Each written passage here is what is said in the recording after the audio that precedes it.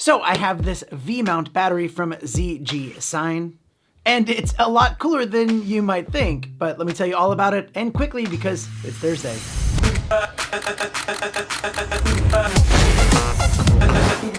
So here it is, the ZGCINE ZGS95. It comes with a fast charging cable, and it feels real nice, real quality, and this particular one has a 6,400 milliamp hour battery. But check this out, you have a button to show your battery status. On the top, you'll see two USB-C outputs, and one of those USB-C outputs actually flows both ways, which means you can charge this battery up with that USB-C input. And on the other side, you'll see a 14.8 volt D-tap. So yeah, you can have this on your V-mount to power your lights, but also you could plug in your camera or smartphone or other LED lights, or maybe even your laptop.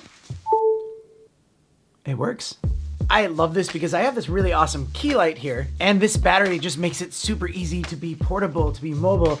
That way you can either have this out, run and gun, you can change your shot really quickly and just move it around however you want without a cable that you have to plug in. Or if you're somewhere outdoor that's not accessible to plug-in power, this battery will work great for that. It supports fast charging to get this thing ready to go in 3.5 hours, and the battery has safety measures in place to prevent overcharge, over-discharge, short circuits, overpower, and overheating.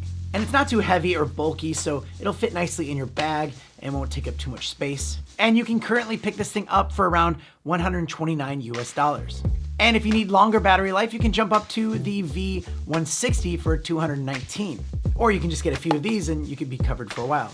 But I'll put a link in the description. Plus, time's up. So if you're wanting to live more in the professional photography and videography world, something like this will be very important, a huge asset to making sure that you are powered up. But thanks for joining me on another 30-second Thursday. Don't be a stranger to the channel, and I'll see you next time.